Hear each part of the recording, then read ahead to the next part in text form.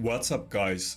So I actually did a good amount of testing in the last couple days and didn't end up making any videos about it. Or I did do a video yesterday, but I was trying to improve the audio and video quality, and the audio ended up being a lot worse in the yesterday's video, and I didn't post it because it was even worse than the normal quality. But as far as the battles go, it has been going very well, and I kind of changed some builds and strategies. That is basically only possible now that I have Wukong, and I'll talk about it in detail later when I actually use them. But in essence, I did go back to full resist on Kaimar, and in some fights I was able to deal with some lockout teams now with that. I don't think it would have worked, or I know that it didn't work before, because when people ban my Rotos and then I'm using something like Status against this team, and then I'm also waiting to reset my cooldowns with Kaimar, and it just gets very inconsistent, and Status isn't easily gonna kill a team like this, and eventually the Warlord is gonna lock me out again. But with the Wukong Rotos combination, this strategy is working better now, and kind of the same with Helicath as well, that I actually ended up putting my Helicath back into my Arbiter gear, so it's like 350 speed stone skin.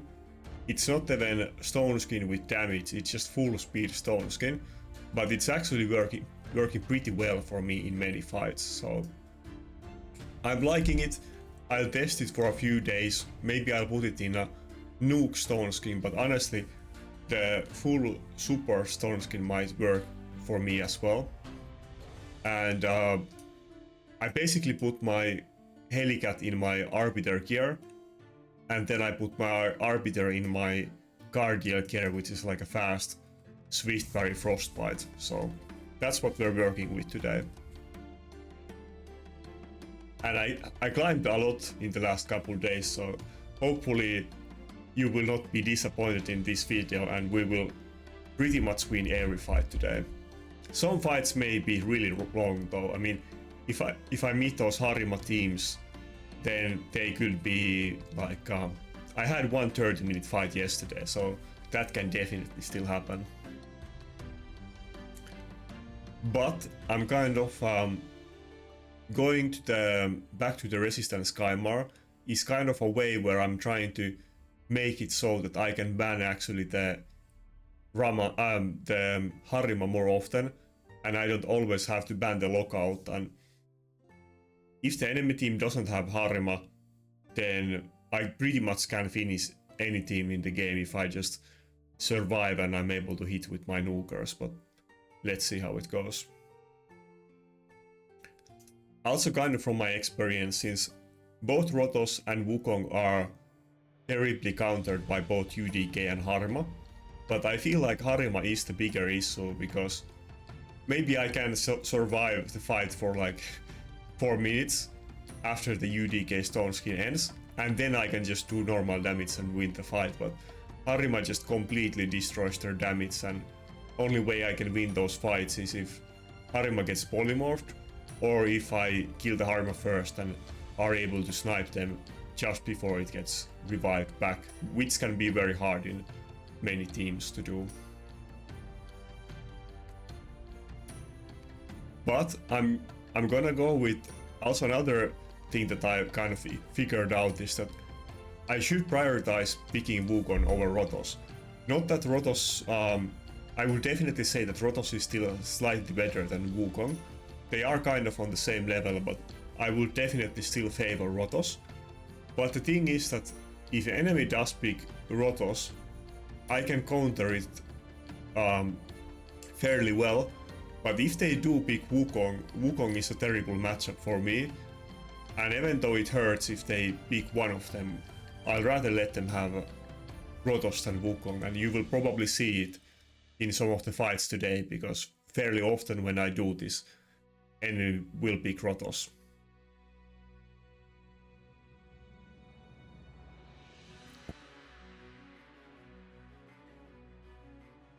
Okay, George is also another typical issue for me is that obviously since I rely on go second teams, but he's still gonna destroy me through any of that unless I proc like reaction, and it will kill even many things through reaction. But I do have my Helicath now in reaction actually. Which one should I go with? Kaimar or Helicath? Now let's still go with Helicath. Now let's go with Kaimar. Let's try something different. I'm not sure at all if this can work out, but let's give it a go. Like I just mentioned, I really would want to ban the Harima and not the Warlord, but that's probably not going to be possible, but maybe we will try it this fight and see how it goes.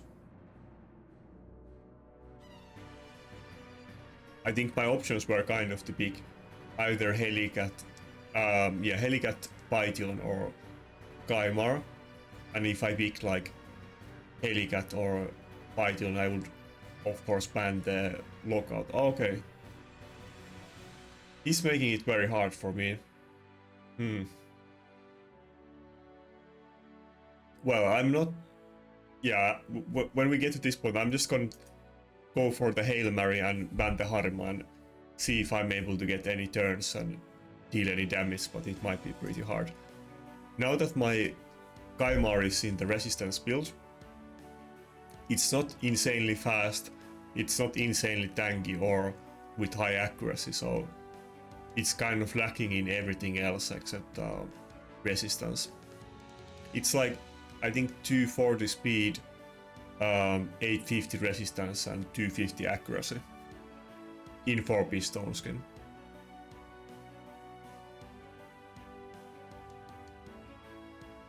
Okay, this is kind of weird team though, because so he doesn't have any turn meter boost. Okay, it's also kind of unlucky that my Protoss is going before Kaimar, because the Kaimar is definitely faster. I made sure of that, but I guess Protoss probably procced what's it called? Protoss probably procced... Oh nice, okay, actually this worked out. I guess he's running pretty slow charges. Protoss procced the mastery that gives you turn meter. I think he probably tried something he normally doesn't use just to counter me. Maybe he's aware of my teams, because he went pretty hard to counter me, and this is kind of a very unusual team that he's using, but I guess we did something new and kind of surprised him. Definitely haven't... I'm certain that I have never fought this specific team before, so... But okay, at this point I'm certain that we already won, it's good. Even if more to procs Peril, it's like... Protoss has very high chance on surviving it, or it's certainty actually, because I have bone armor stacks, and I have the Rotos passive, and he can weak hit on me, so even if he did proc the more to Peril now, and he did 2 hits on my Rotos, and neither one of them weak hit, which is like more likely than not that one of them is gonna weak hit. But even if he didn't weak hit on either one of them, my Rotos would still survive because of bone armor, so he's guaranteed to survive at least one Peril proc, but it's very likely that they will also get weak hits in between, and then I will heal, so Rotos can do pretty well against Mortal Perils. Okay, that was a bit unusual first fight, not exactly what I was aiming to do, kind of new ground for me as well, but we did do it, and definitely this kind of strategy wasn't possible for me before when I hadn't my Kaimar in resistance, so interesting stuff. I'm like almost certain the way that he was picking his team, which is very weird, that he was like probably aware of my builds and he was trying to counter me, because you wouldn't normally pick George in a team like that. He's always in a speed team, but if he knows that I'm only gonna use what I am, then it kind of makes sense, because he was basically he had 3 things in his team that I had to ban: Mortu, Lockout and Harima, And if he knew that I'm always gonna pick Rotos and Wukong, then I have to ban the Harima, but I can't because of the lockout.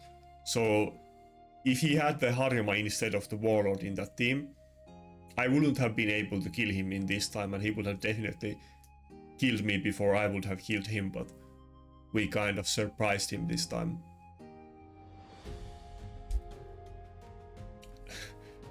Yeah, let me double check, because I always screw this up and you can't see the builds. But so this is the exact build that I'm running on Kaimar.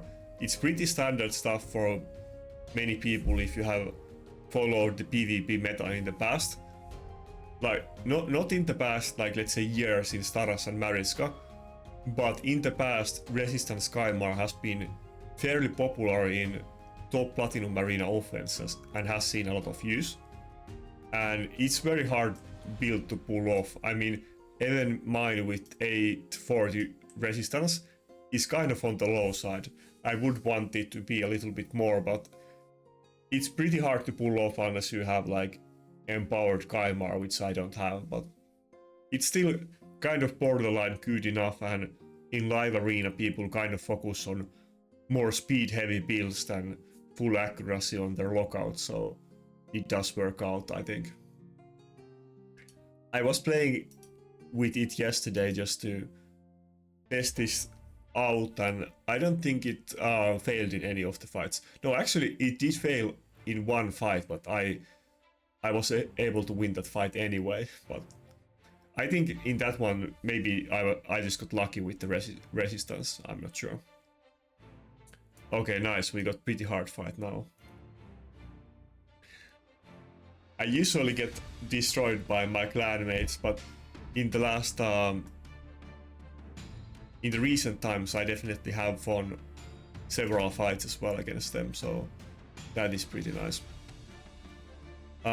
What do I want to do? I just need to first pick UDK. He's otherwise gonna go with like the same thing, UDK Harima lockout, so I need to go with this.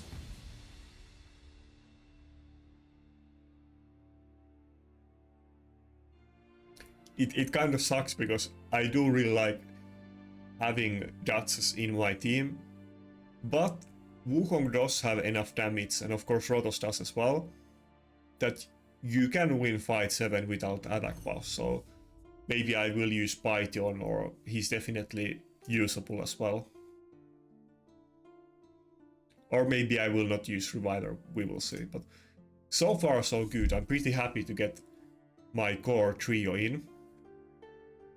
Now he still has to pick 2 nukers, so the worst thing he can do is pick like Harima, okay, Harima lockout and 1 other nuker, but he didn't do that, so I'm pretty I feel like I have pretty good chance to win this fight. This is definitely going to be a Helicath fight, by the way.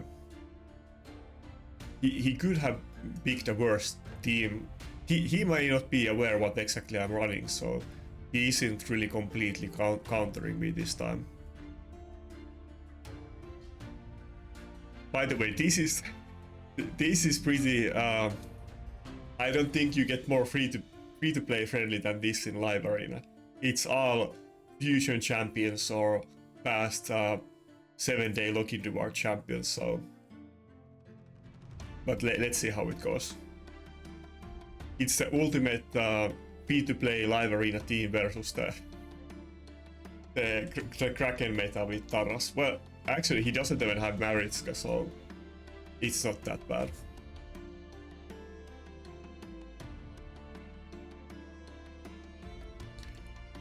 We can definitely lose this, but I think this is a winnable fight.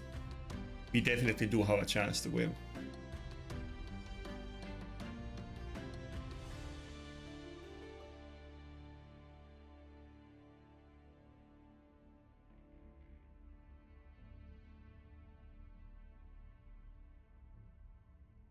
Did Raid disconnect me from the fight so that we can't actually... Okay, nice. So the Helicath that I'm... Oh, never mind. Yeah, he banned the Helicath. Okay, that makes sense. But I am kind of okay with that because it's not too bad, because Oh, he's running everybody in stone skin. That's pretty interesting. Yeah, Helicath definitely would have been nice in this one, but let's see how it goes. He might be able to just stall us out with this stone skin, because yeah, Protoss is not gonna be able to do anything for a while. I literally have to just spam A once and wait out for this to end, so... Luckily we don't have to waste revives on Wukong, and we're only gonna save them for Rotos and UDK. Or probably mostly for like Rotos, because UDK is gonna be the last man standing in my team. And by the way, that's one very good synergy with UDK and Wukong, is that when you have this extremely slow 6-piece stone skin champion with the tankiest possible build that you can do, he's basically giving Wukong the opportunity to be revived many times. I don't think I probably can kill the Nakarada with A3 just yet, so let's open with an A2.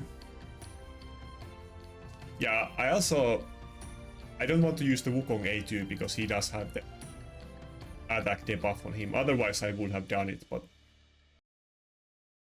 let's save it for maybe better opportunity if we can get it.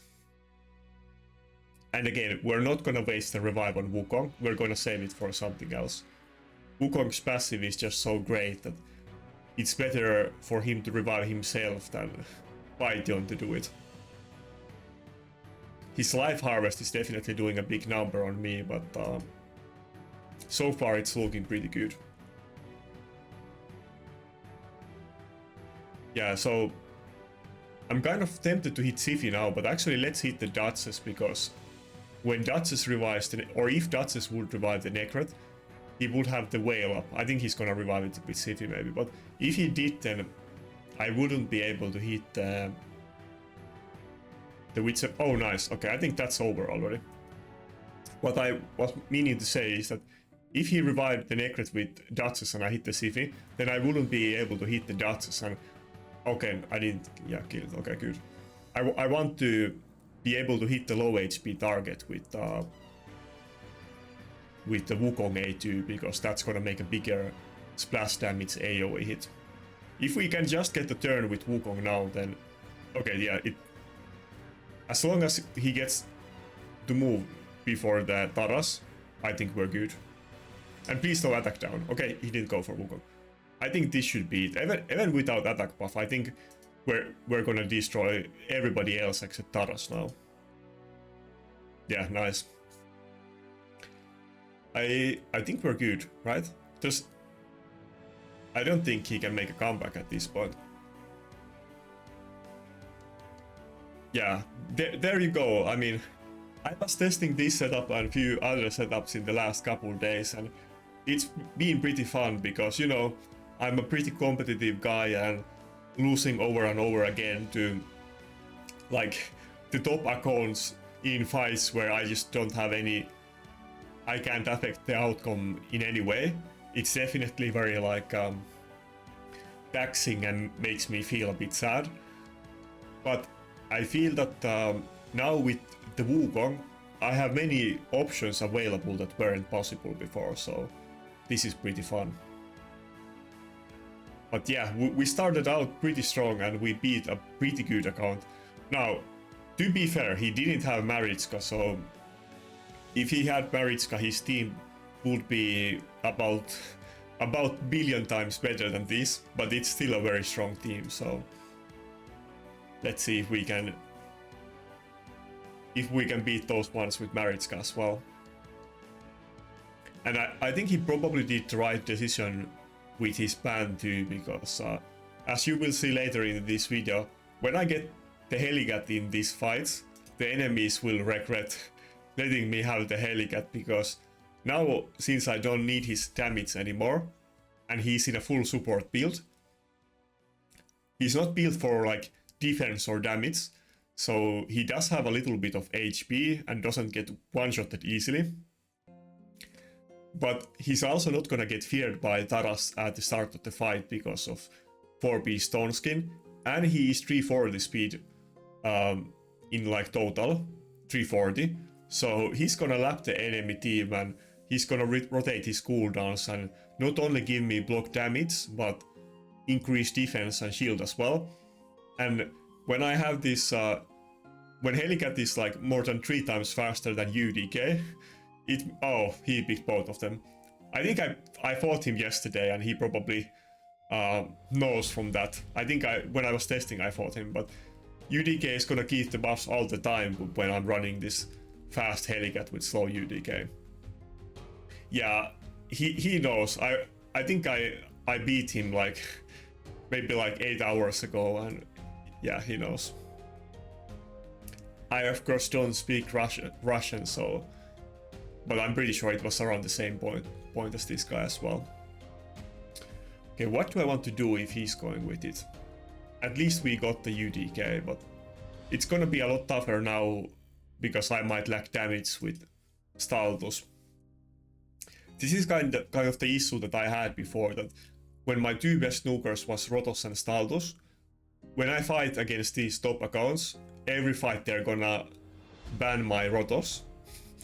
And then when it's like my Staldus against Sifi and Marichka, I basically don't have any chance of killing them.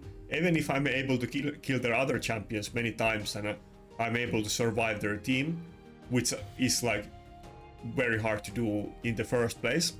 But even if I'm able to do that, I'm still not able to finish the fights. Oh, he even big Staldus. Is he like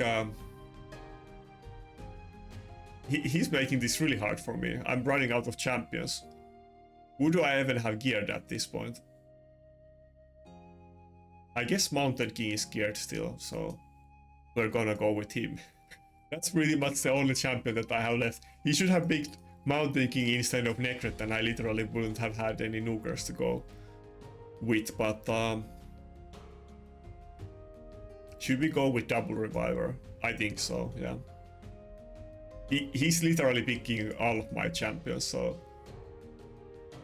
he's aware, but he doesn't have something like Harima or Lockout. He's not really forcing a ban, at least yet, so I can basically ban anything I want in his team, and probably it's not too bad, to be honest. Okay, Ukko is an interesting choice. Does that mean that he's gonna ban my Python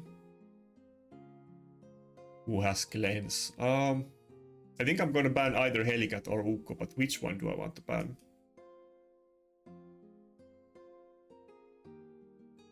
Let's ban Ukko. Yeah, let's do it. I might be tanky enough to wait. Okay, I'm definitely tanky enough to wait out for the block damage from Helicath, and Mountain King A3 can also hit through it. Not that it hits insanely hard, but you can definitely kill champions with that. Well, some of the squishy champions, but maybe I could kill the Staldus after it runs out of Stone Skin. Oh, yeah, I remember last time I fought him, I was also very surprised that he was running Stone Skin Staldus. I think he was running like everybody in his team in Stone Skin.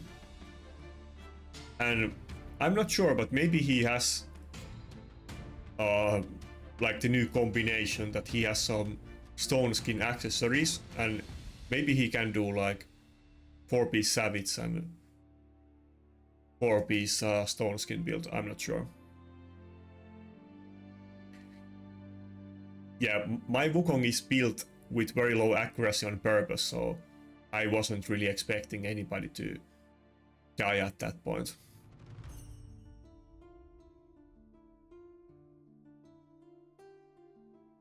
Let's just go with A1. I could do A3 to deal some damage to Necret, but I'm pretty sure he's running Bolster anyway, so let's save it for later, and he's not gonna heal through it as much. But yeah, I would definitely say that I have never had as much in live arena as I've had in the last couple days, and that is simply because I feel like I have much better options to try and win these fights.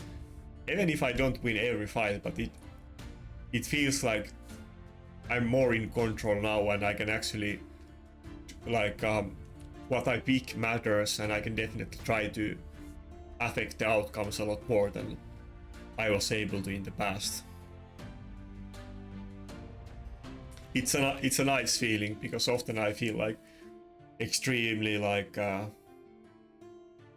empty and powerless basically, but now I have it.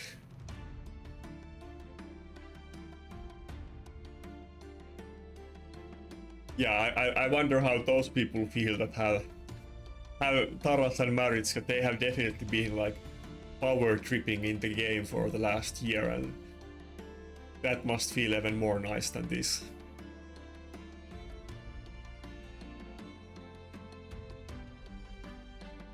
Okay, can we get one more turn with Python? I think if we can, then we can still make a comeback, but it's looking pretty bad.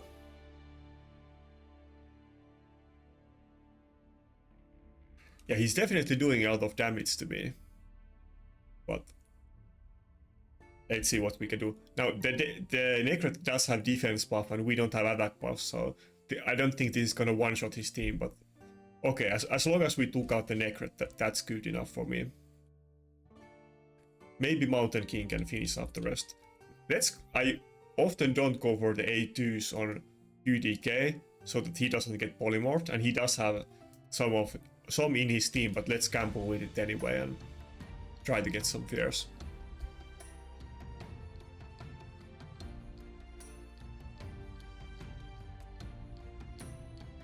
And I think I'm gonna A2 the Status. I'm not really sure. Oh, he surrendered.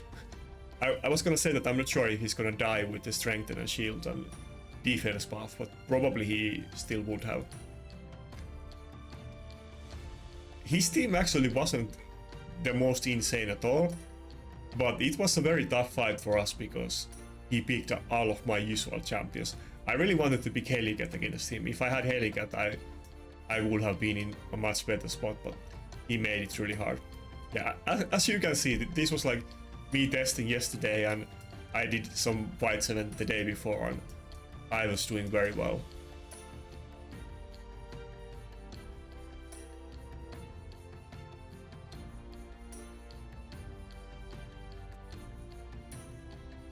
If you watch a lot of my live arena videos, you have seen that I was constantly complaining that I just need one nuker and I will be in much better spot. But I feel like I didn't even realize how much better spot I am if I got 2 good nukers. Now, it's still possible that enemy picks or bans 1 or 2 of them, so I'm not gonna get Rotos and Wukong in every fight, but it does give me much more control over these fights, and I can do different kinds of teams and builds that wouldn't have been viable for me before.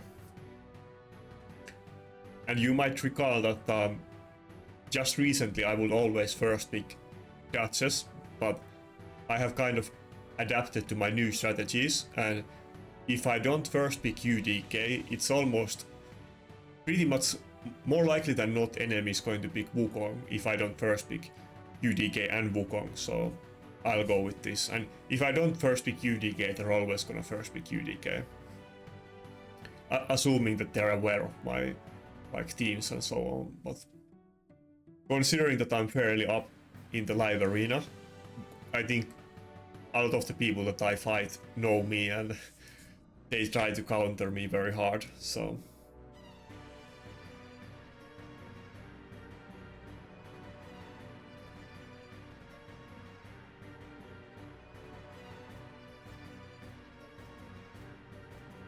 yeah, I think we're gonna go with pretty much the same type of team as in last fight. And the last champion is probably going to be either Helicath or Kaimar. It would definitely be option again to try to use the resistance Kaimar, and we will see if I need to do it or not. If he doesn't pick Harima, which will force a ban from me, then I'm not gonna do it, but I'm kind of feeling that he's gonna pick Harima.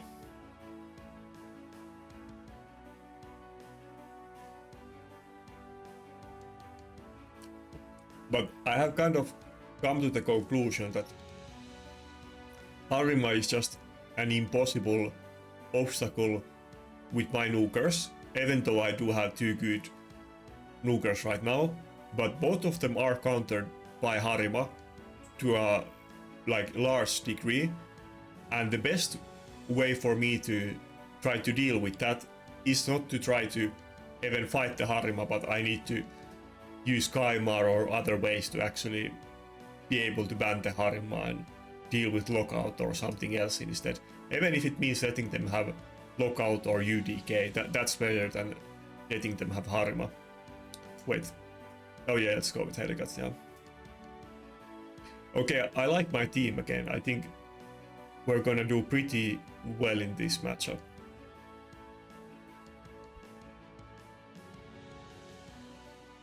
I'm sure since we keep winning, we will get some really hard fights eventually, so you will get a bit feel for that, but I hope he lets us use Helicath in this one. I don't think we got any Helicath fights yet, and until you see it, you might not... okay, he's not letting us have it. When you see me using Helicath with this team, you will see how annoying he is. Like, I'm sure that the enemies that were fighting me yesterday, they were like... they wish that Helicath never existed in this game, because I was stalling them forever with, with that stuff. I had the 30-minute fight against one guy, so that's where we were at with the Helicath team. But if they don't, like usually in the past, enemy would always ban one of my 2 nukers, and it would be Rotos, and they would left me out with the Helicath. But now it kind of feels like my teams are surprisingly very high damage and very aggressive, because I have 2 strong nukers that both are individually capable of killing the enemy team, so as long as they can survive for a bit, I can definitely put some pain in the enemy. Yeah, this is kind of the typical issue that was common in the past. I'm kind of I have to wait out for the Duchess stone skin, but not that often nowadays we see teams with, or I see teams with both Siphi and Duchess, and very often Duchesses are not even in stone skin, but they are in bolster set nowadays. It kind of used to be an anomaly that I was pretty much the only guy running bolster Duchess, and people were always asking me about that. But nowadays there's definitely, I don't know if it's 50-50, or maybe even people are mostly running bolster Duchesses and not stone skin, but it's definitely a lot different than it used to be. Originally I started running bolster Duchess because that was just when I pulled my first Duchess, and that was also just when we got the bolster set too, and I felt that that was the best way for me to use her in both offense and defense in Classic Arena. But also in the live arena, after testing it a bit in the start, I came to the conclusion that I prefer the bolster build over stone skin by like a long shot. It's not even close. So okay, again the enemy team is going first, and we're not really able to do anything at the start because Siphi is the fastest, and then he's fouling us with the stone skin Duchess, putting whale on everybody. But now is our chance to put some pain on him, so let's see how it goes. Ah, come on. Well, we're still gonna... Wukong is still gonna make a comeback, but I guess Python is not gonna have revive for several turns, so I'm not really sure if Rotos is gonna get another move at all. Yeah, he's pretty fast. He's not giving us a chance to make any moves. Oh, come on. Okay, yeah.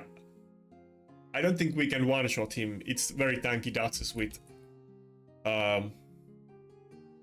defense buff, so sadly I don't think Siphi is gonna die to this. If the whale wasn't up and we were able to hit the Siphi, I think we might be able to also kill the Duchess, but I think we're gonna lose this fight.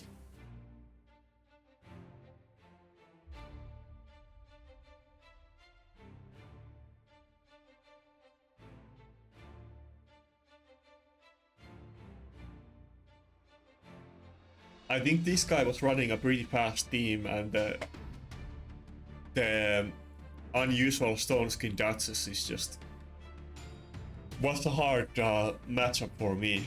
So I was kind of caught off guard by the stone skin. I mean, definitely both are viable, but if you just run stone skin Duchess, then you're not gonna have any heals on your team.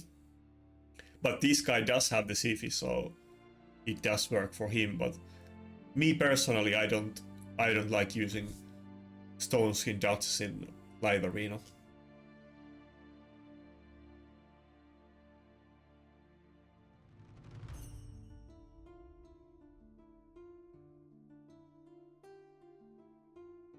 Maybe if we can still get one more A2 on the right time, maybe when the Duchess doesn't have buffs or we're able to hit the Staldus, maybe it's still doable.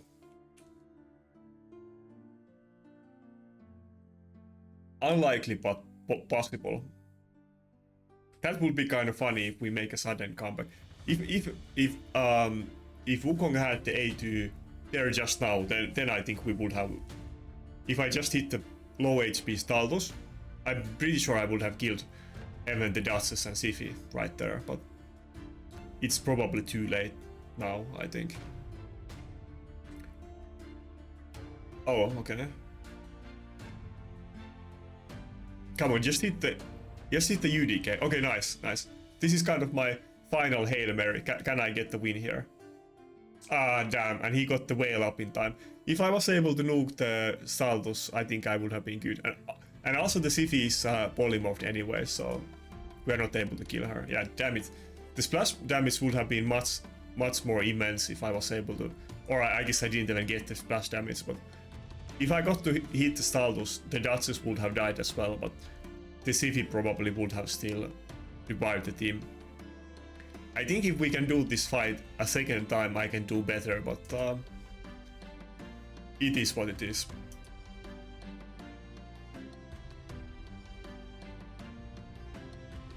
Nobody is letting me use the Helicath at all. I know that in the past I have seen multiple people complaining to me about it as well, that I made the live arena much worse by introducing Helicath, but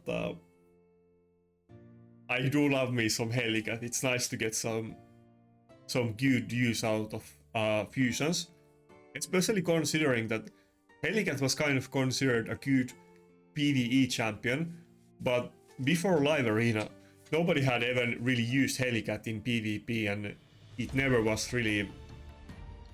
It pretty much has never been used in classic arena. In the last couple months, I think I have seen Panda running Helicath couple times in classic arena defense, but he's not doing it regularly, I think, and it's definitely a new thing.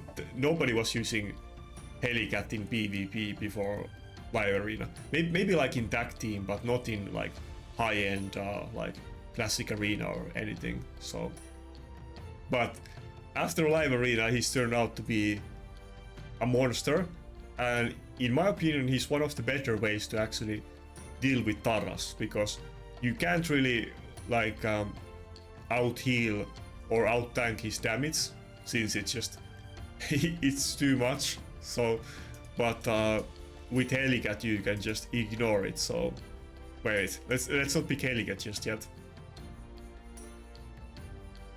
But he does struggle with Baron and Georgid, of course, that can kill targets through block damage, so that kind of creates some issues for him.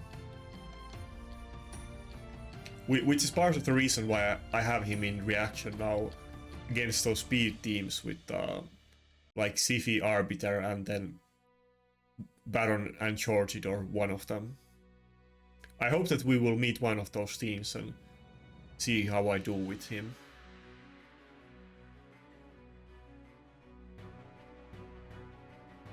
Okay, we're not gonna get Duchess again, but hopefully he will let us have the Helicath. I would really want to get the Helicath in this fight.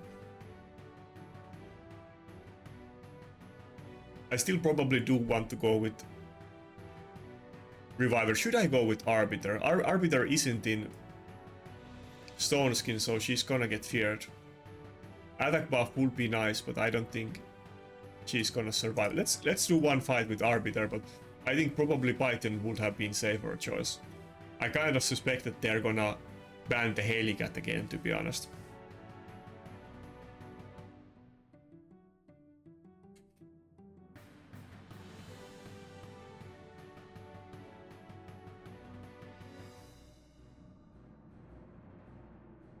Also, I saw an interesting thing today that some people were in my clan Discord tagging me that Marichka made a video about quitting the game, and then multiple people made like reaction videos to other people reacting to other people reacting to Marichka quitting videos. So I'm kind of tempted to add on to it, but we will see. I will definitely post this video today, and if I make that video, then I'll do it tomorrow.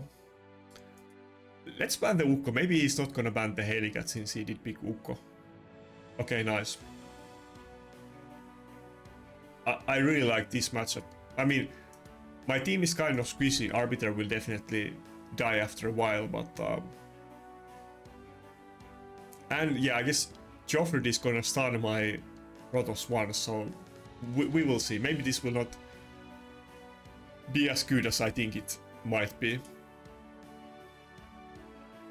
Yeah, I had to wait through the Stone Skin and the Joffrey stun, and by that time Arbiter is probably dead, so...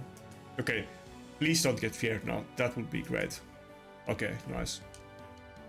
Yeah, that's good. We were gonna get stunned by the Joffrey passive, so it was better to get rid of it early on. I remember a couple videos ago, I said that one of the non-void champions that I would really want to get is Joffrey, and many people in the comments were surprised that why would you want him and he's useless. But as you just saw, he does have an interesting thing that he can do, and in some situations he can be better than Nakarada or UDK, but he kind of does the same role. But basically, he will be able to make me like tank some really hard hitting hits like Protoss or some other ignore defense champions that you otherwise you just can't survive them in any other way. But I'm not sure if he would actually replace my other support champions, but I will definitely give him a fair shake and try him out a decent amount. But right now, with my support champions being like, not talking about revivers, but my other support champions are Helicath, UDK and Nakarada, and those three are pretty good. It's hard to get better champions than those. Pretty much the only ones that can be better is like Marichka and Siphi, but it's kind of hard to top those champions anymore, so... I'd rather see more nukers. I mean, I'd want to get a lockout and Siphi and then good nukers. That's pretty much it, but I don't really need another champion like UDK or Nakarada.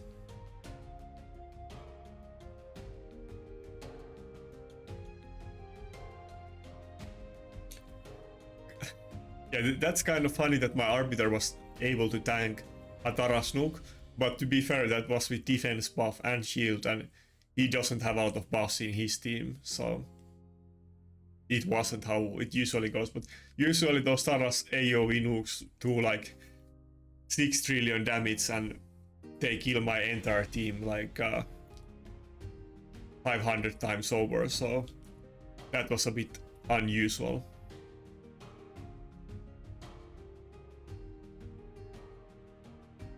Also, one thing that I was kind of slow to adapt to and like remember, but when you do fight these Tara's teams, even though he might get revenge procs, but you want to attack him with your nukers to proc his passive and reduce your own attack, and that way the Tara's A2 will do half of the damage that it otherwise would do. Like you saw, he just hit my UDK for 60k, and that was definitely the half of his damage. Normally he would hit like 120k on my UDK, but he's lower attack than him now, and probably wasn't lower before the Taras passive, because Taras does have insanely low attack, which is kind of OP with that. Since he scales with his attack being lower than enemies, his attack should at least be average or higher than average, but it's lower than pretty much anything else, so it's kind of hard to build against it.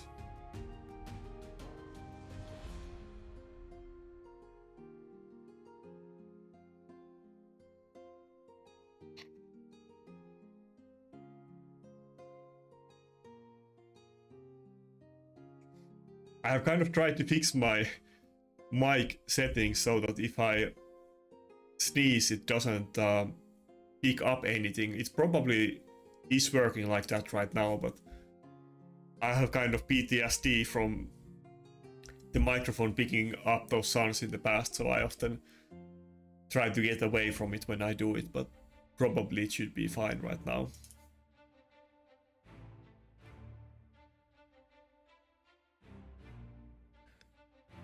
But yeah, I mean, this is a pretty good team too.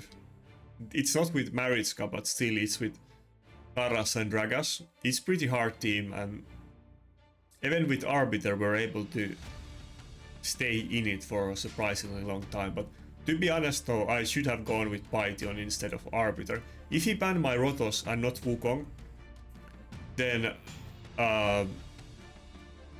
Arbiter would have been better, because Wukong would have just one-shot his entire team. But with Rotos I don't really need it, and he gets less benefit out of attack buff. So Python would have been better, just to make sure that even in a long fight like this I would eventually win.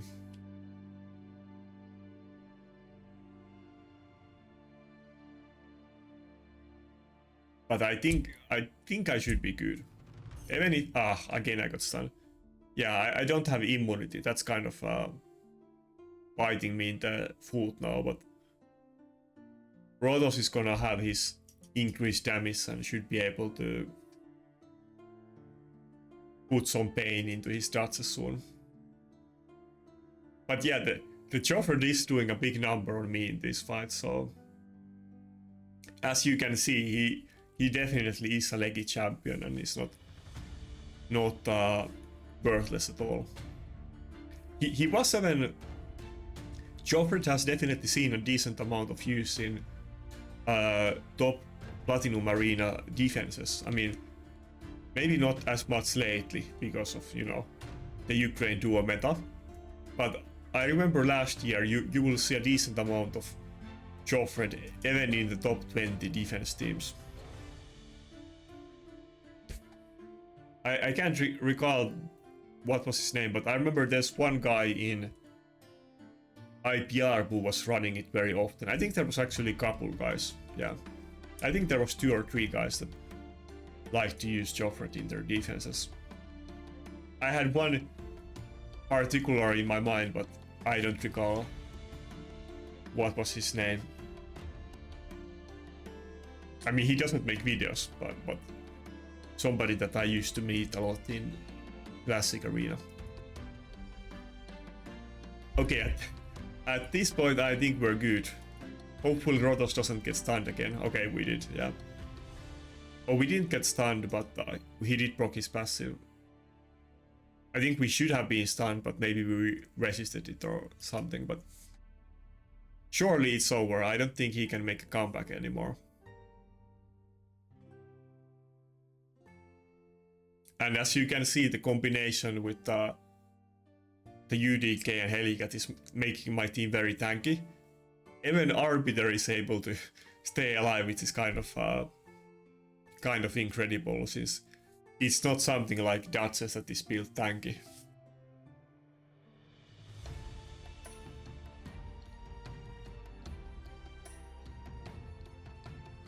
I would kind of like to have one more reviver, maybe something like Rakka. Rakka would be actually fairly nice. I mean, okay, I don't want to jinx myself, I don't want to get Rakka because it's a void champion and there is better void champions to get, and I'm only gonna get 2 of them per year, but a champion like Rakka would be very nice to get. Somebody else with attack buff that does have revive, and I can also build tanky with a different build than the Arbiter. Arbiter is kind of fast, but not that fast. He's in like... Maybe I can just auto at this point. He's like in Swift Parry and Frostbite. Let me show you.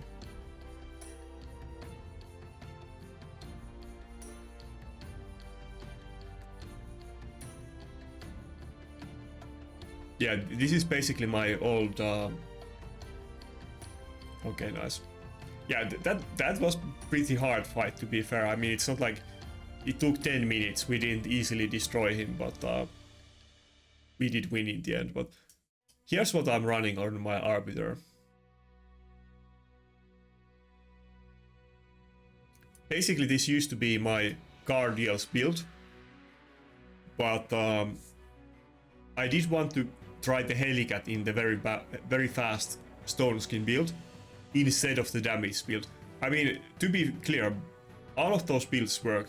You can build Helicath as a nuker with like very high speed or medium speed, either in Lethal and Cruel or Savage and Cruel, or in Stone Skin as Stone Skin and Cruel. Both of those work, and you can also just build him as a support with no damage in Stone Skin. All of those are options. I have used all of them many times in the past, and I keep going back and forth. But right now I put my Helicath in the Stone Skin build that I had on Arbiter, and basically he's a bit faster now than my Arbiter is, but this is what I'm left with her. I'm not using Arbiter that much, to be fair, so it's pretty rare that I do use her, and I think probably in that fight too the safer option would have been to use the Python. I mean, I hope that the enemy lets me have dodges, but pretty often they won't if I don't early pick it, so... Dodges has my best bolster gear anyway, so... Of course, it's better to have your... Not just your best champions, but the ones with your best gear on your account.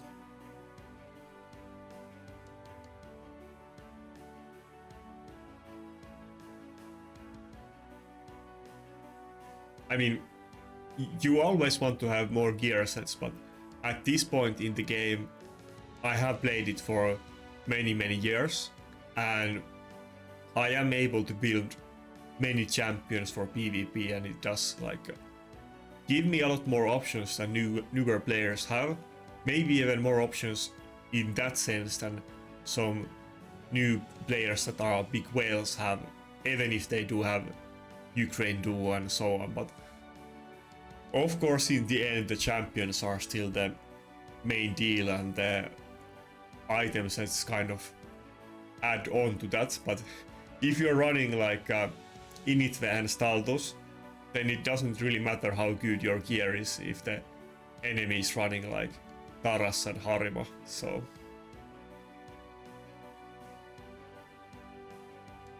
Okay, what? I mean, he does have Mithril. I sometimes have issue with those Mithrils because I don't have a Sifi, but that's not too scary team at all. Even Wukong is kind of good against Mithril because even if he does get hexed, he will eventually get revived anyway, and it's not that big deal. We will definitely go with Python to try get the immunity and cleanse, but maybe he's actually also gonna ban it.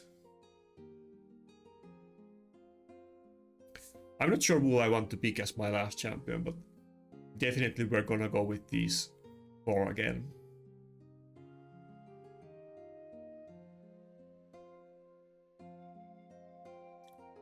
Do I even have any other cleansers left at this point?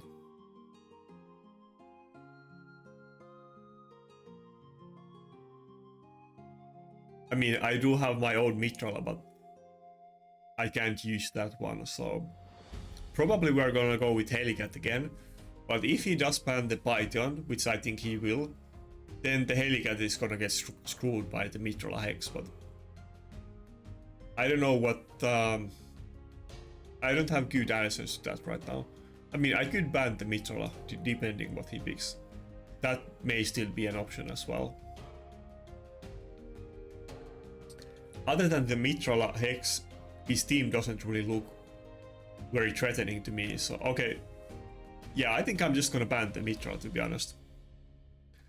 You might consider that a weird ban, but I think that's the only thing in his team that I'm really scared of. I mean, of course, Ronda can one-shot my Rotos and block the cooldowns maybe of Python. I'm sure he still has his ways to win, but I think the Hex of Mitrola is the most petrifying thing in his team, so we're gonna ban that. Yeah, I knew he was gonna ban the Python. See, I called it.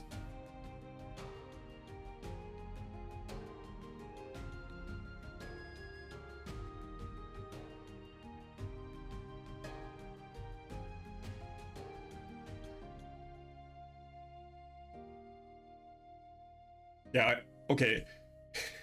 This feels so nice. So I used to run Helicath very fast as well, but now he's like 350 speed. So if the enemy isn't running something like Siphi or another turn meter booster, it's pretty normal that he should go first. And since he is with 4P Stone Skin, he's also not getting feared by Tarases. So I'm getting this block damage very consistently at the start of the fight now.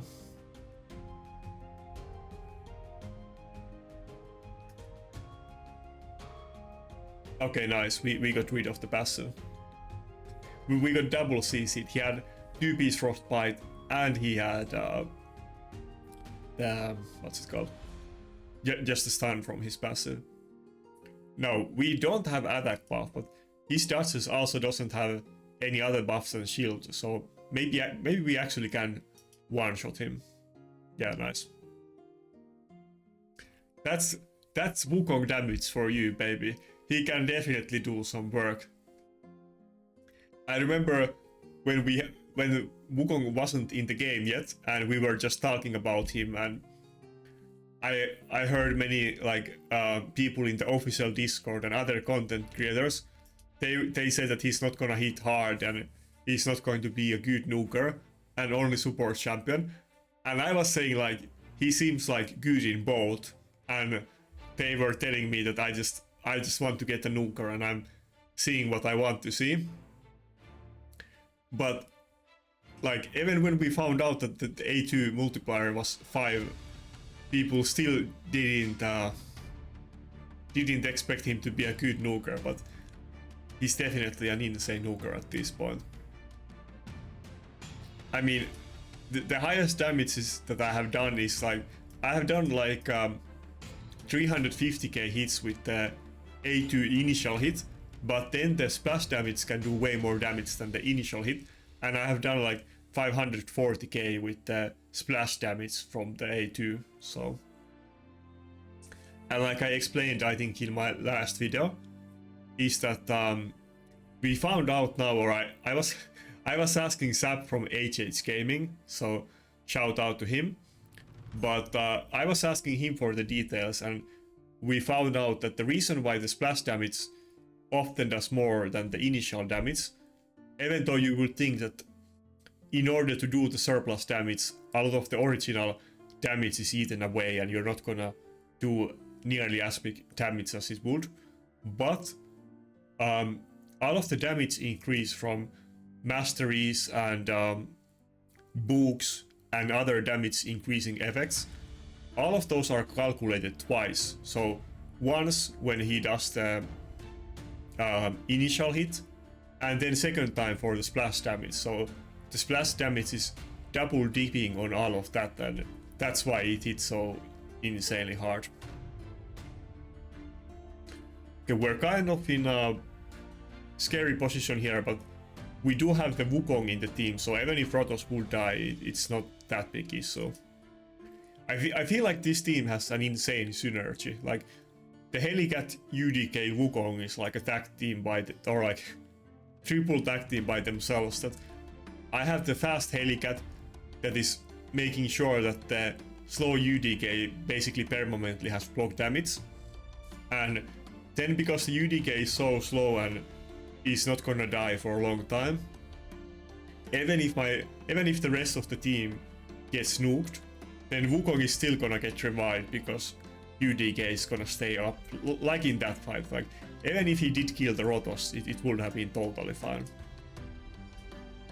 I think Wukong just happens to hit,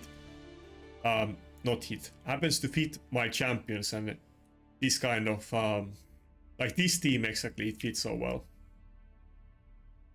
I definitely do recommend it, and I'm sure again we will get the same thing, that I will get complaints that I'm popularizing some annoying stuff in the meta, but definitely you should try the combination of UDK, Helicath and Wukong. It's a great one, especially with, like I said, the variety that you have fast Helicath with slow 6-piece stone skin UDK and then a nuke Wukong. That's like an insane synergy. It's kind of taking the old Helicath UDK strategy to the next level, but Wukong fits into it insanely well. Anyway, let's see if we can get a few more fights and some wins. But oh, okay, now we got a really high point enemy, so maybe we get a really hard test this time.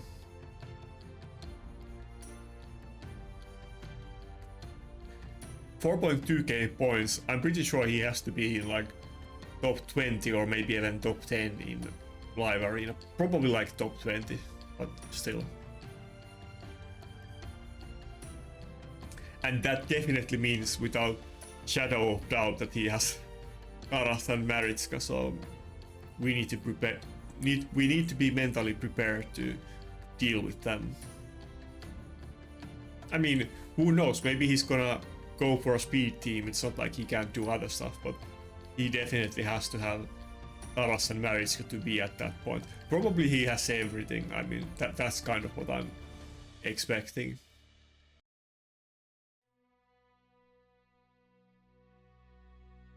Also, I do like that, and I'm sure eventually it's not gonna be the case, but when I open with these 3 picks, and it's gonna be in the order of UDK, Wukong, Rotos, very often I get all of them, and even if I don't get all of them, usually I get 2 out of 3, so I do get my core team surprisingly often today.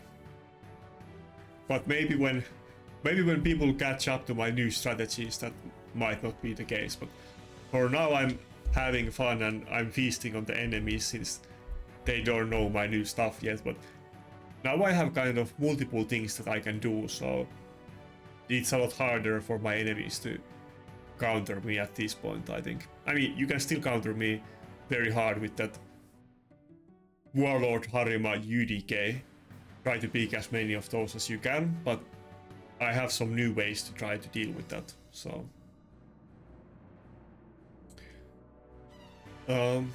Do we want to go... Yeah, that's the question. Do we want to go with Kaimar in this fight? He could still pick Harima, but would he? Nah, let's go with Helicath. Let's go with Helicath. If he picks Harima, I'm gonna regret this, but let's go with Helicath. That could be kind of a smart strategy from him, that he already picked 2 nukers and he's kind of baiting me that he's not gonna pick Harima, but he could totally pick Harima as well in this team. Okay, he didn't, right. I think this is winnable.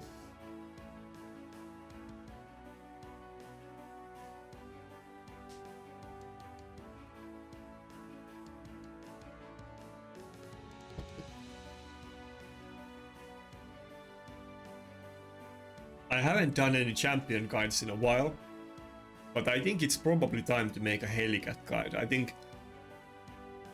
I have used Helicath so much in many different builds that he definitely deserves a guide at this point, and I can definitely bring up all of the different ways that you can use him.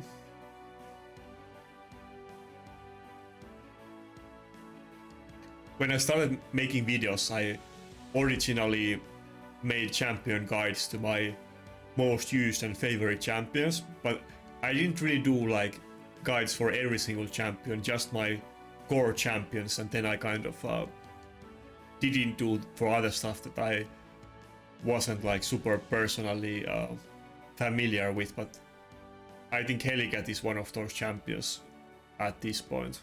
So okay, the Guardian is pretty fast since he was, even with the speed, even with the Siphi boost, but he was still handsomely outspeeding my Helicath. So, but my Helicath, even though he's fast, he's also in reaction just because of this and teams with Siphi and George. So even if he did go for the Helicath, there's a good chance that he actually wouldn't have died from it. So, oh wait, did he already use the Taras nuke? He didn't use it, right? Damn, I think the Taras is gonna move before my Wukong, but if he doesn't, I'm just gonna blow up his team instantly. Come on, please let me move before the Taras. Come on. Oh my god. Who do we want to hit? Probably it makes most sense to hit Guardian. I think it's lower HP than Siphi, and we might get bigger splash damage. Okay, let's see an insanely large hit now. Come on, let's see it. Yeah, see, that's what I mean. Everybody got hit for like 300k plus. And the content creators were doubting that can Wukong be used as snooker. Like, what are you talking about? He's one of the best snookers in the game. And that's also for those, I mean, I will say that I definitely get negative at this game. I think if you really care about this game, you're definitely gonna get negative at times, but people like to complain that there's never any good fusions, but at this point, it was kind of, in the past you could say that we had one good fusion nuker, that was Rotos, which was like years ago and it was nerfed multiple times. But now two of the best nukers in the game have been fusions, so it's not like we haven't had good fusions. And of course we have had good supports as well, but literally two of the best nukers in the game are fusions, so. And that should definitely give people some hope that if you play this game long enough and you grind the gear and you try to get out of the, oh, I guess, okay, log into bar champion, free champion, whatever, don't. Let's not start about a debate about if we count Wukong as fusion, but my point is that there's definitely, if you play the game in long haul, you can definitely get some games, and I don't mean like literal gems, but champions that are gems, and make some progress that way.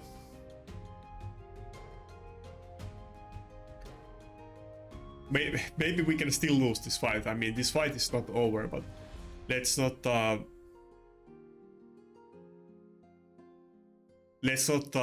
underestimate Wukong and give him the credit that he deserves. I think you could even argue that Wukong is better than Rotos, but I would still say that Rotos is better, but in terms of like one-shotting the enemy team, I mean, the Wukong AoE nuke, of course, it's way harder. Never mind the AoE, and the splash damage does more than the initial hit, but the single target damage as well is higher than Rotos A2, so. Okay, I think this is it for this fight. Yeah, see, okay, not quite, but that was without attack buff and with our attack getting reduced by Taras a couple times. Oh, okay, it's still close. I mean, Wukong is gonna get back up, I think, but are we able to finish this? I'm not sure. Damn, this is a very close one. Okay, this looks bad. Okay, we lost it. I guess I can't complain about that. I got pretty close to winning him, and I think if we run it a couple times, both sides could win this fight. I think his team was hitting pretty hard as well, so he probably had above average gear and not just very good champions. I don't know what I should have picked differently. I feel like this is a good team, but maybe I could have tried Kaimar and cut into the Ronda, and he would have had less buffs for the damage increase on both Taras and Ronda, so it's not like I can't run the Kaimar against teams without lockout. I could still use it as well. Maybe like a month ago I used to run Kaimar in almost every fight, but it was kind of a phase that I had, and then I started doing other stuff, and nowadays I'm using him occasionally, but I definitely can still use Kaimar.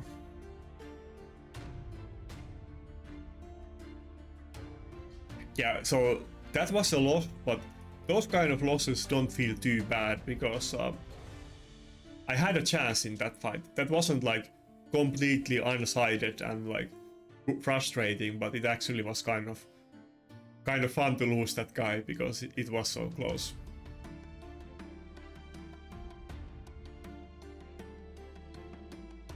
Honestly, I mean, it's not that I wouldn't use Taras if I had him, but at this point, I mean, I'm almost fine without him. With Rotos and Wukong, I'm at good enough point that I can wait for the new next good thing, and I don't have to worry about him that much. It's the chances of me getting both of the duo is so low that I think I should pull for other things and not even aim for like Taras or Marichka 10x. Probably the next two things I want to go for. Let's say that I'm lucky and I get a lockout champion, then I'm probably gonna go for Siphi. I still do want to get Siphi badly. Should I go with... No, let's go with Kaimar. I'm too slow. I was thinking between Python and Kaimar, but let's go with Kaimar and hope to cut in to charge it. But we will see. Now, would I then want to ban on this one? I guess I could have just picked Python and banned the charge it. That could have been a way to deal with this. Let's ban the Nakarada. Let's do something different. Maybe I played bad here. We will see.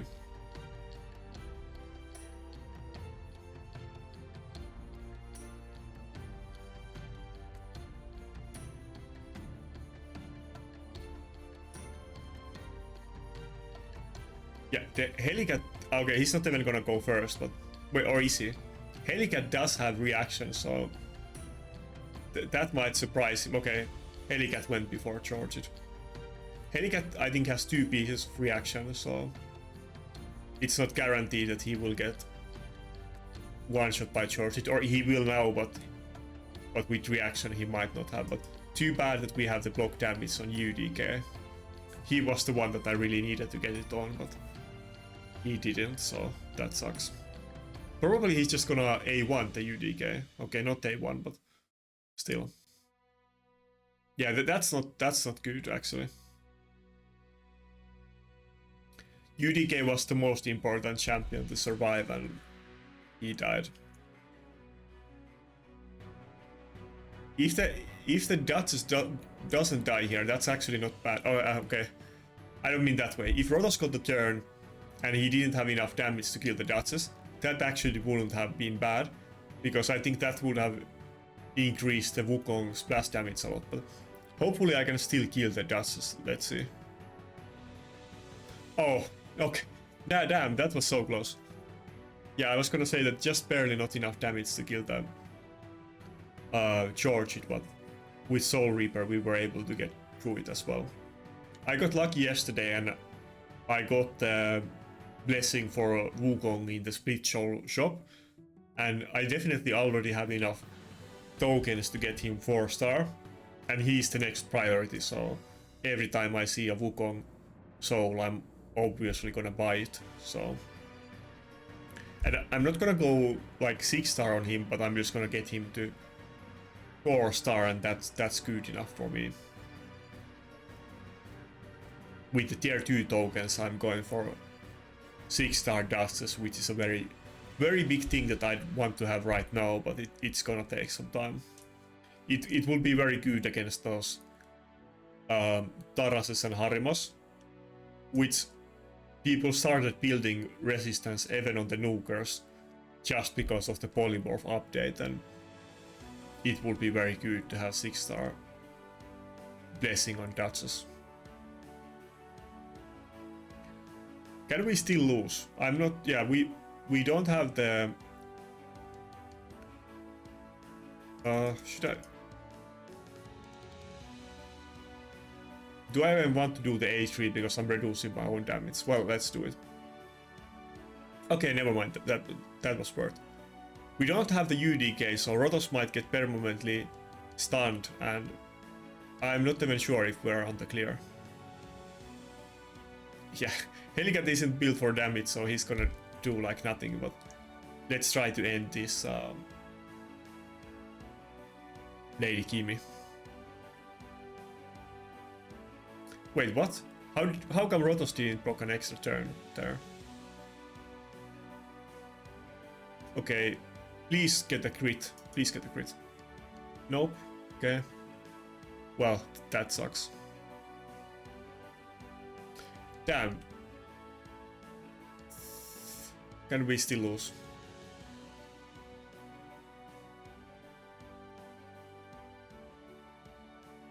Ah, come on, I want to win this fight. God damn it. Yeah. I don't think we will have enough damage to kill him, because our damage or our attack was already reduced multiple times by Taras, so... Okay. I don't think that saves me though. Yeah, that just puts me in the same starting spot. Yeah, the Taras, like, that's like the 8th passive that Taras has, but the one passive that reduces your attack is pretty big deal too, so...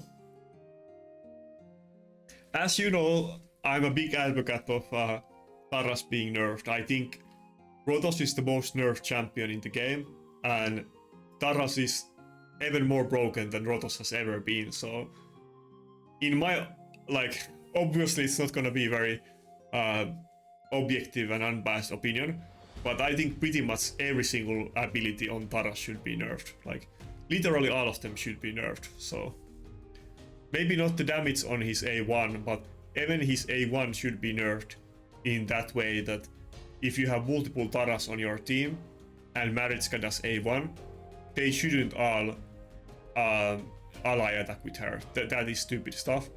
And also, when Taras is polymorphed and Marichka does A1, Taras shouldn't join the ally attack because his skills shouldn't work when he's polymorphed.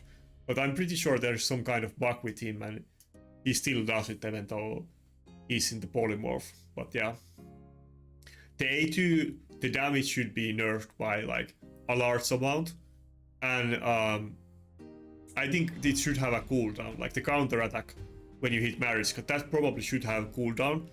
Or if you don't want to do it, then the damage should be nerfed by like a very significant amount, like halved. Like, yeah, like halved. The damage is way too high.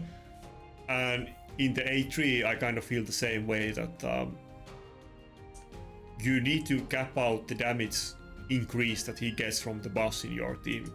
You can't have infinite damage increase on that skill, so by itself the skill isn't OP unless like you have million buffs in your team, but that should have some kind of cap in it.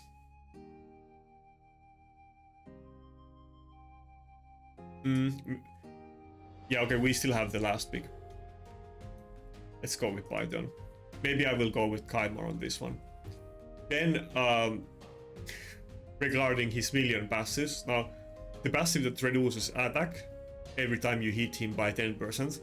That is pretty bad one, but I'm okay with that if the other stuff is getting nerfed hard.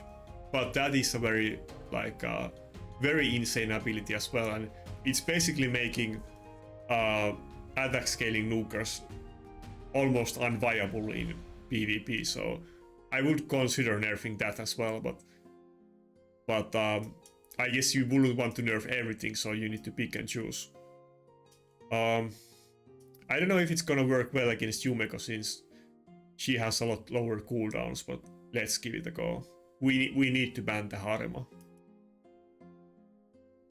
And of course, the biggest thing that on Taras should be nerfed, well, the A2 is also very big, but the 50% damage reduction on him is just stupid. Like, the one who came up with that was literally like joking with that one.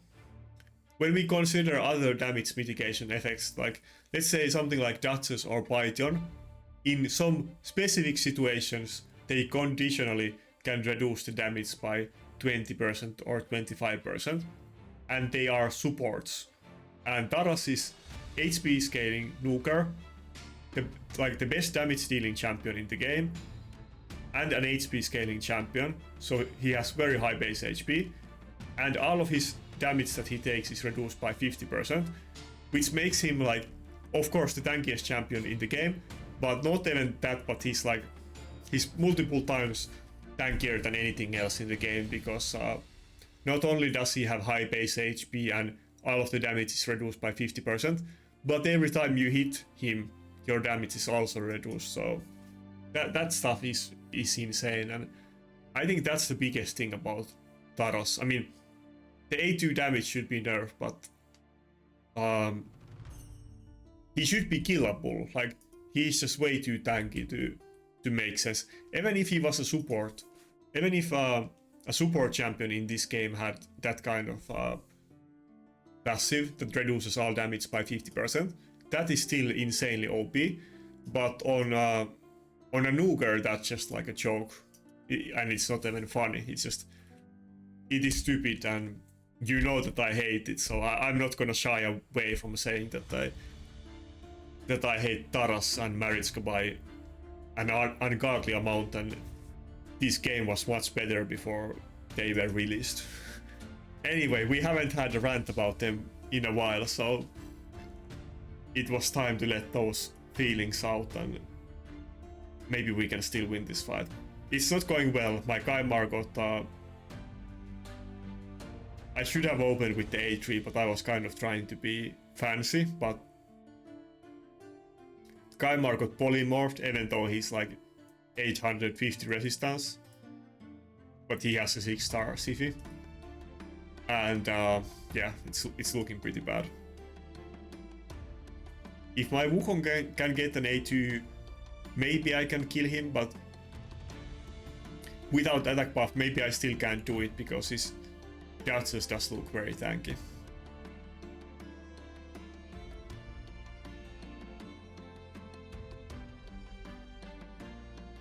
If he didn't have Harima, then I would have definitely been able to take out this team, but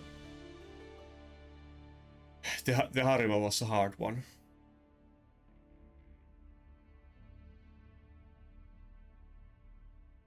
And Yumeko gets her cooldowns back pretty often, so it's gonna be tricky to... Do I even want to use the A3? No, yeah, let's not use it yet. Wukong is gonna get the A2 back on next turn anyway.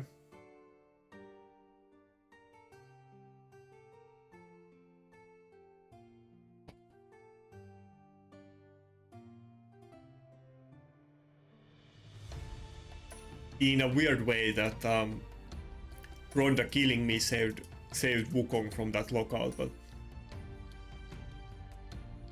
unless I kill his team with the next Wukong A2, we're just gonna surrender this fight, I guess.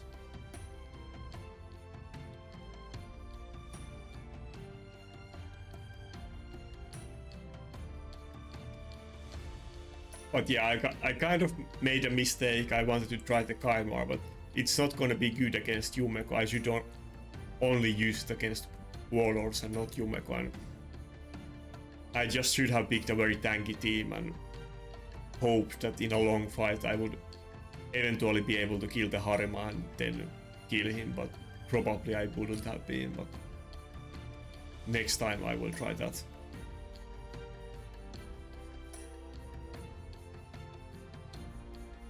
Yeah, I think there's no way that my Wukong can kill him, but let's see. Okay, that was pretty impressive, I'm not gonna lie. I was expecting less damage than that, but is it enough to win the game? I'm not sure about that.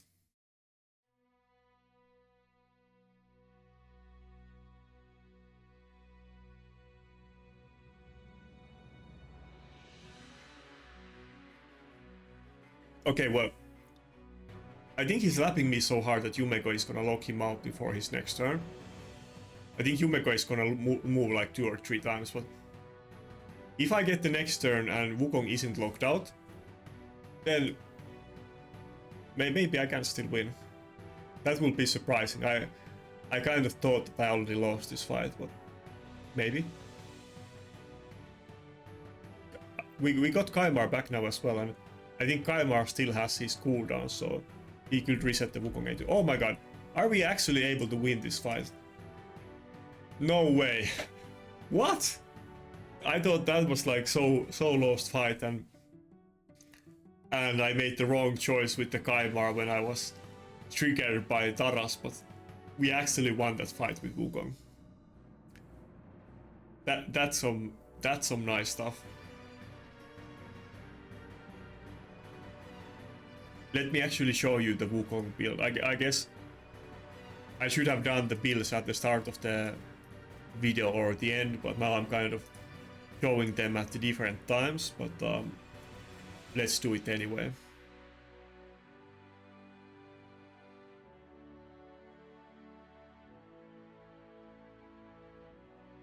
Here's the Wukong build. It's basically just my hardest hitting nuke build, not counting my Rotos gear. And he's built on very low accuracy on purpose so that he wouldn't get polymorphed often.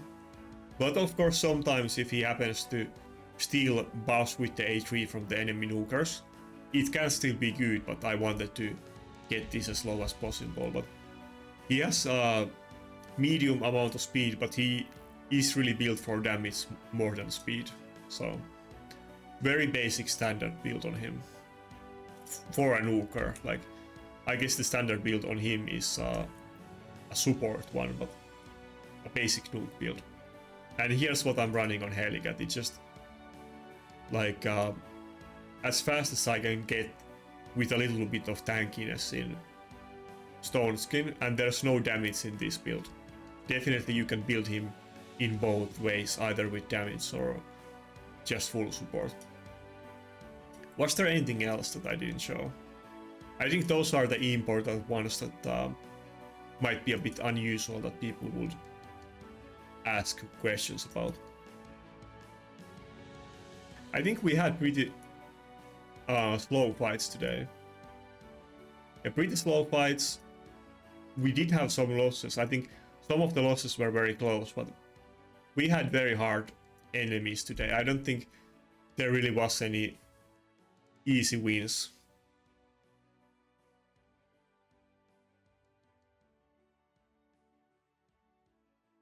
I think finally it's safe to say that Quintus is gonna happen, and sometime soon it's just gonna be a matter of how many live arena fights that I have time to play, but it's definitely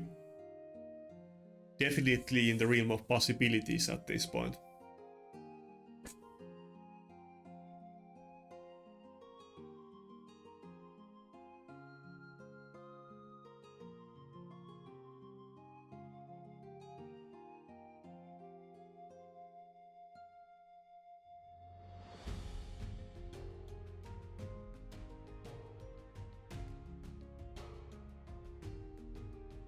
I'm kind of curious to see what will happen when I make couple videos about my new setup and new strategies.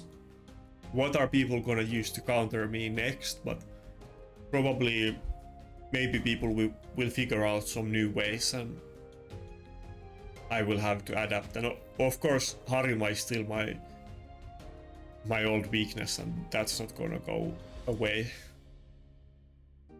I will definitely try the Necret Quintus combination when I get it, and I think that will probably be my best bet against Harimas, but it probably won't be. I mean, I know that it's not gonna be good against Taras, so.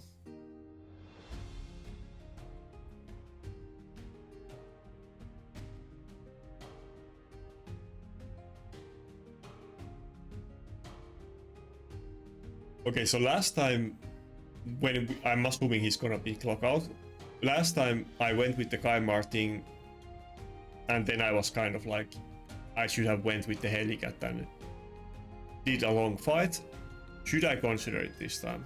I think yeah, because Yumeko has the lower cooldown anyway, so Kaimar wouldn't be very effective. I wonder who is he gonna ban? Is he actually gonna ban Aityon?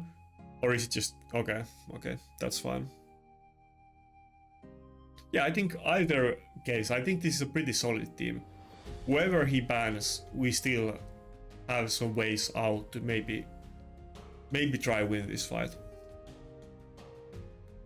It's gonna be a hard one though, and I'm definitely the massive underdog in this matchup. This is pretty much the hardest possible team that I can meet, so.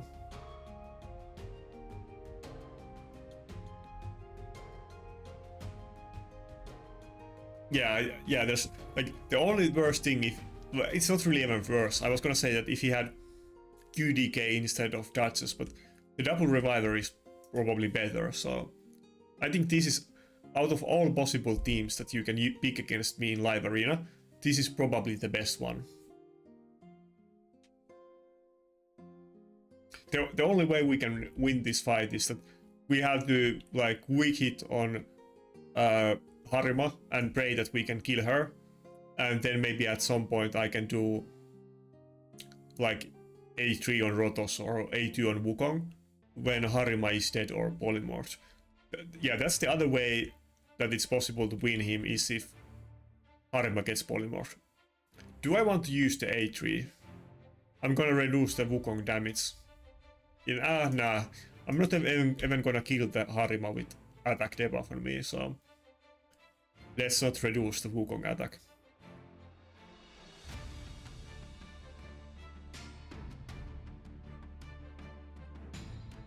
I'll have to do it at some point, but at that point the Harima probably wouldn't have died anyway, so.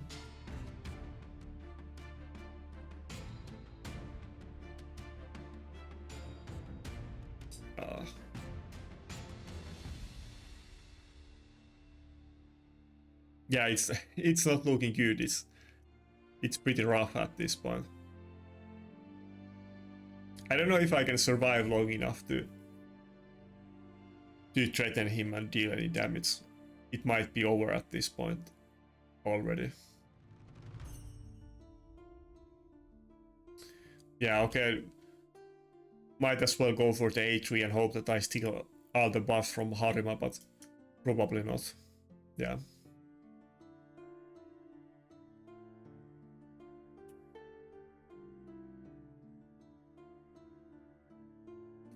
Yeah, this team is kind of my limit. It's just it's pretty hard for me to deal with a Harima team.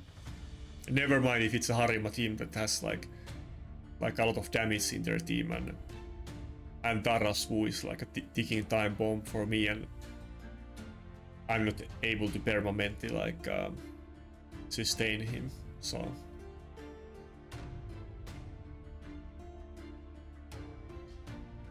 The community managers did say that there's a champion balance update coming sometime soon. So let's all pray that we're finally gonna see some nerfs on the Ukraine duo. I'm kind of hopeful about it that there's no way that, I mean, there's like, let's not even, we don't, like, there's no like reason to even pretend. I mean, they are aware. I mean, the content creators have asked them to nerf the Ukraine duo like billions of times, so it's just up to them to decide if they want to do it or not. But I'm hopeful that it's still coming at some point.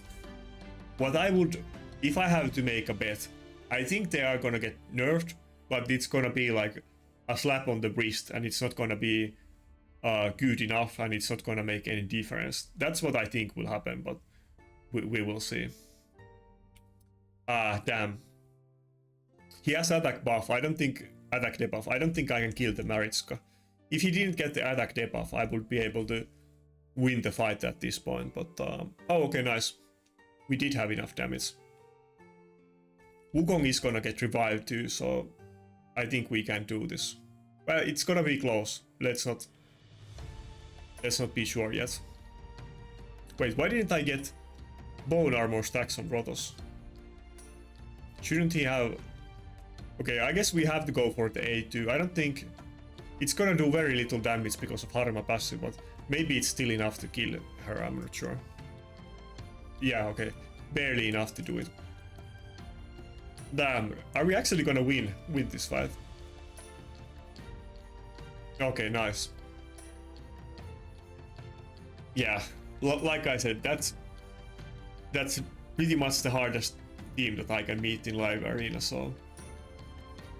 Without Wukong, I would literally have a 0 chance, like, not even a shred of opportunity to win against this, but with the Wukong it's now possible. Even though on paper it might seem like Wukong didn't do a lot, and he barely did any damage and Rotos carried it, but if I only had Rotos and Stautus as my 2 nukers, they would always ban Rotos, so this is only possible because of Wukong.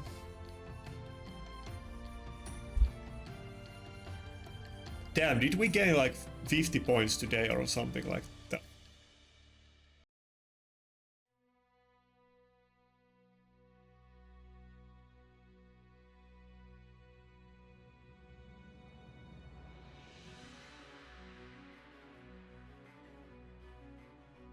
Yeah, I was reading my clan chat just now, and even there I see somebody complaining about my use of Helicath, but I'm not gonna make any apologies about that. If you guys want to stop using Harima, Marichka, Taras and Sifi and lockout, then maybe I can consider stopping using Helicath, but until then you're gonna get Helicath all the time, so suck on that.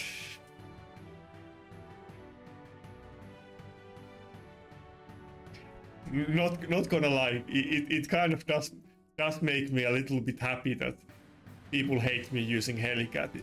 It's not like I'm feeling guilty about it, it's quite the opposite, so...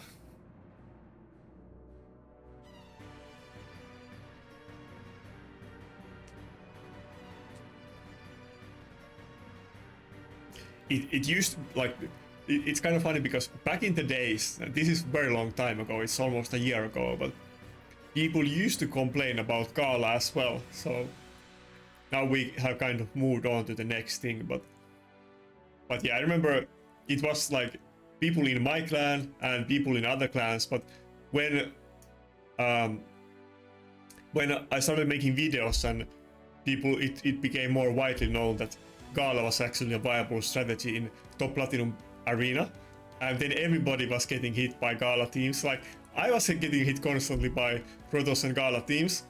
I was getting so many angry messages about it. It was so funny. Even in my clan they were complaining about it many times. This is a good test. I was talking about this earlier in the video. This is not gonna be easy fight at all, and on the paper it might seem that I literally have 0 chance. But we will see, but my Helicath is in reaction, so... Okay, he's not picking Sifu. I was gonna say that if the Chorchid goes first, because usually Chorchids are in teams with probably both Siphi and Arbiter, my Helicath could survive it with the reaction. But if he's gonna go before Chorchid anyway, even if Chorchid will kill UDK or Helicath, depending, yeah, he banned UDK, so he can still kill Helicath, but rest of my team is still gonna have the block damage, so maybe I still have a chance to win this. These speed teams are often very hard for me as well with Chorchid and stuff, but this is kind of unusual variation of this. Usually it would have like Arbiter and Siphi, and not like what this guy has, but otherwise basically the same deal. Yeah, okay. This stone skin on Duchess is proving out to be very difficult because if he had a Siphi and Arbiter at this point, I would basically win, but now it's looking pretty bad. Should I use the revive on Python? I don't think so, right? I don't think so. Let's do A1 and try to heal Rotos a bit.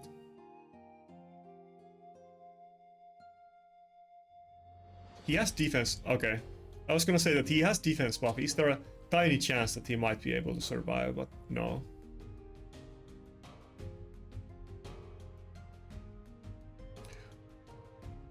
Okay, honestly, I think I'm gonna lose, but I think I can probably kill the... Wait, should I go for A3 instead of A2? Let's go for A3. Maybe I can steal the boss from Chorchid. Okay, good. I was gonna say that if I do the A2, I would kill the Duchess and Kaimar, but both Nukers will still survive and they will probably kill my Python, but maybe it was better this way. Now we even have the unkillable on Wukong, so I think he's gonna finish this fight.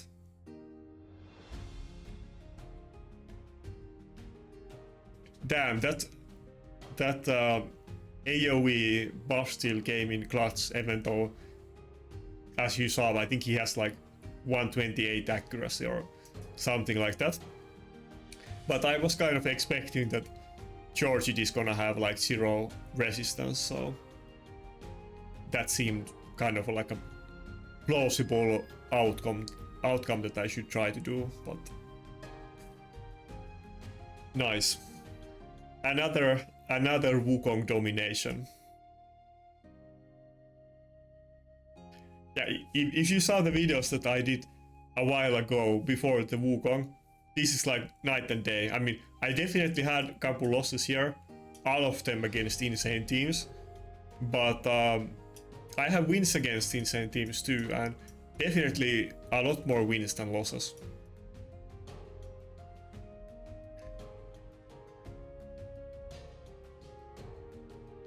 But we will see how people will adapt. I mean, they definitely adapted to my strategies in the past, and I don't know how they will adapt to these ones.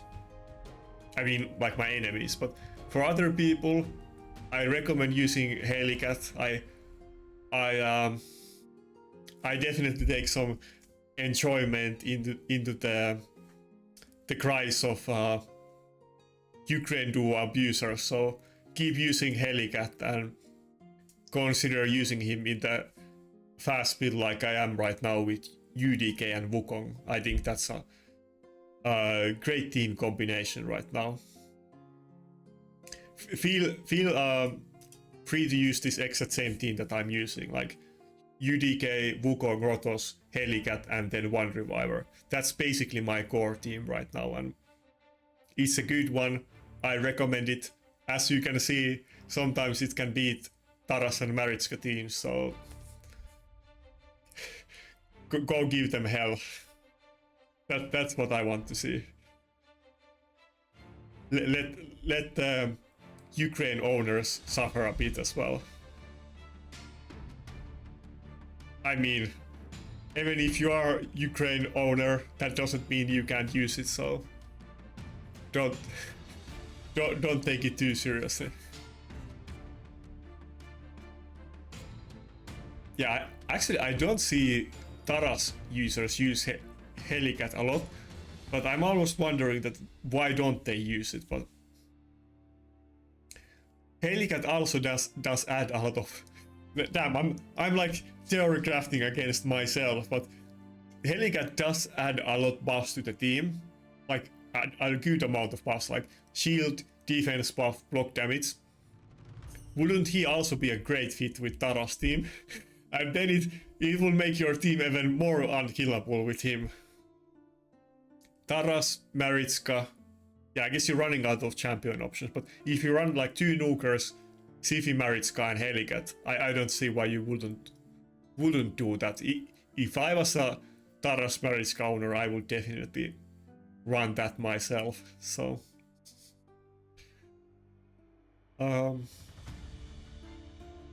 too bad that we didn't get Rotos in this fight, because this is gonna be the one that I was talking about before, that it's very likely that he's gonna ban my Wukong. And with Staldus alone, it's very hard to finish off this fight. He's probably gonna pick Lockout as the last champion. I hope it's not gonna be Lockout or Harima. If it's not, then I'm gonna ban the Marichka, and then I would have a chance to win this fight. But if it's Harima or Lockout, or maybe one more Reviver, then it's not looking good.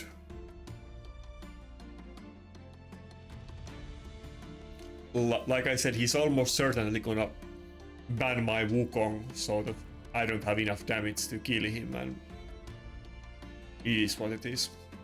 Like this is kind of the, like what I mentioned before with me having one good nuker.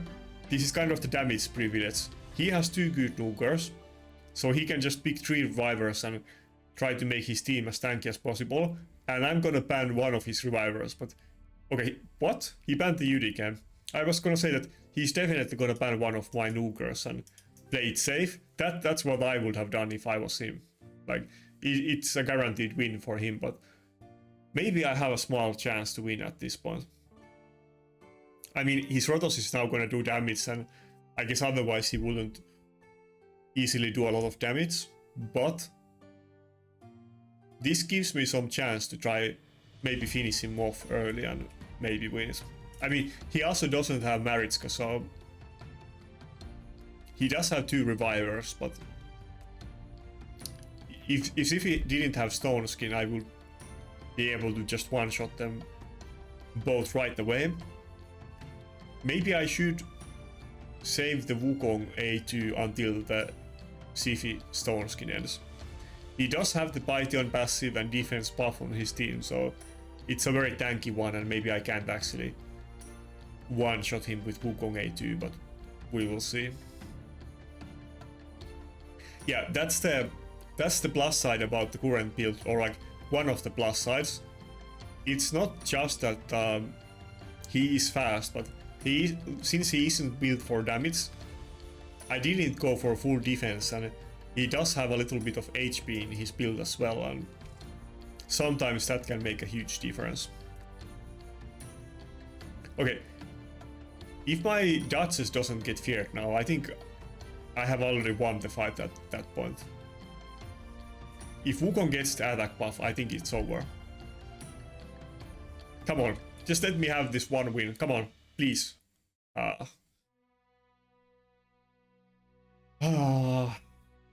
Time to make another Taras rant on the next video. Stay tuned for that one. Imagine that Hegemon was dominating the game for years because he's able to go first and seize the enemy. And Taras is the best damage dealer in the game, the most tankiest champion in the game, and he also seizes your entire team at the start of the fight. Actually, in the last rant video, when I was talking about things that should be nerfed about him, I even forgot that passive because he has like 200 different passives on his kit, but yeah, he also does fear the entire enemy team at the start of the fight, which is stupid. Okay, can we one-shot his team? I think probably not, it's kind of tanky Siphi, but let's do it anyway. Okay, we didn't even kill the Python. Okay, that wasn't even close. The Wukong A2 is only 3-turn cooldown though, so it's not like we're not gonna get it back if we can stay alive for a while. Meanwhile, Staltos is not even tickling the enemy team.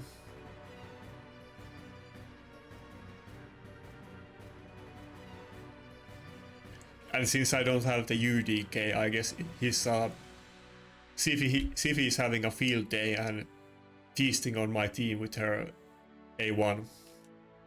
Can we kill Rotos here? It's quite high HP, maybe it even survives these hits. Yeah, it did. That's too bad. And Wukong got polymorphed. Okay, I think that's over for this fight. Yeah. Like I said, the Tara's A2 damage is way too high. It's like, it's not even funny.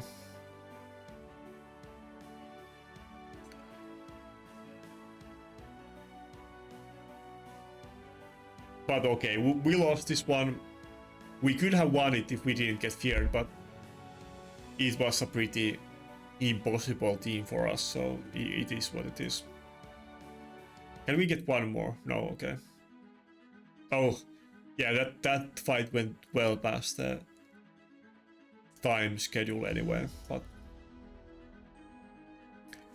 that's it for today. I think I pretty much probably explained my new strategy today multiple times over, but if you have any questions about it, then feel free to ask, and if you have a lot of questions, then consider joining my Discord.